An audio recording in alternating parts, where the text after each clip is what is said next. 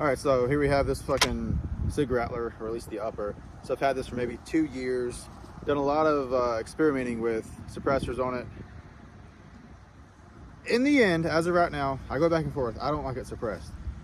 I don't really see the point in with what I do. I don't shoot subs at all. They don't do anything for me. So being that super short barrel, supersonic with the suppressor, it's just ass. I don't like it. I've got a few cans I've tried on there. So first thing, which is subsonic only, Tyrant 45 AAC. Sounds good, right? But you cannot shoot supers through it, so it's kind of a, you gotta be careful. The one I've tried the most on there, the Surefire 762 Mini 2, this sounds like horse shit. It's the worst can I've ever even heard in my life, worst one I own. I regret it, but it looks cool. So sounds good on a 16-inch though, 16-inch 308. This is a piece of shit can. Oops.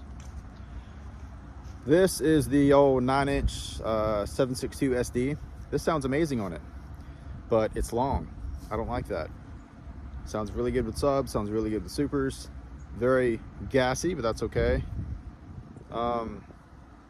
So this is the best option I have at the moment. I haven't bought cans in probably 4 or 5 years. This is another one I want to try, the Dead Air Wolverine. I just haven't bought the adapter yet for the Rattler, but I don't know how this would do with 300 blackout subs or even supers. Well, supers it would sound good, but subsonics, I don't know. I have no idea. But this is probably the one I'm going to try next. Haven't tried it yet. Tried all the other ones. I just don't know what to do. The Rattler to me, yeah, of course you want to throw your can on it, and I had the riser, the Unity riser, and the bridge and everything, the skiff. It defeats the purpose of what this is, in my opinion. This is a perfect little backpack gun. It fits in a little 3-liter Camelback or whatever. It's nice, as is. I like it. As you can see, I have the super low American Defense mount. So no snags, no flashlights.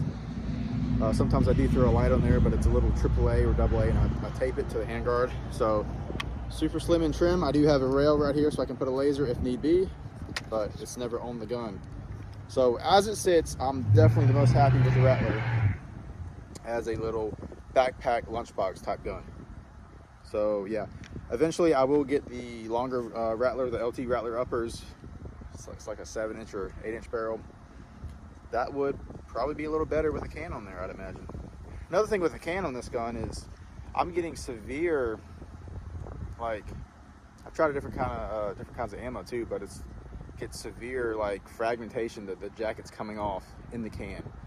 Had that a lot with the PSA ammo. That's shit ammo. I'm never gonna buy that again. But even stuff like the Fiocchi and stuff like that, S&B has a lot of unburnt powder. That's the worst with unburnt powder out of any of the brands.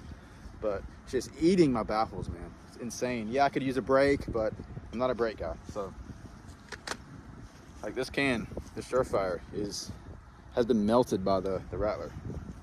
But it's holding up. Going back to the AK here, this is a piece of shit. It's a Yugo. Wish I never bought it. But here it is. The stock adapter I used was the two, like the Stormworks or Ace, whatever, the 2 little screws side by side. So they kind of screwing like that. I had a side folding adapter on there, but it wasn't good, so I took it off. I have to figure out what I can do. I'm sure there's a good option out there somewhere, but so right now we're just running a fixed fucking triangle stock. So pretty cool. I used to have a T2 on there. Should put it back on. So that's the AK. Never shoot it. Never ever shoot it. This is my main as of right now. This was the Colt 6933 upper. I chopped the front sight block, put the BCM rail on there, and here I am again with another BCM rail. My last one was the 12.5. I really like that thing, but I painted it. This is not my, I don't like this paint job at all. I used the dark green, and I didn't really use any netting or anything like that, so I'm not a fan of how this paint job turned out. Normally I do the the khaki sand or whatever, Rust-Oleum with the dark brown. That's all I've always done in my guns, but this doesn't look that good. No pressure pads on this one. I wanted it to be slim and trim as much as possible. Yes, I have a piggybacked RMR, but still,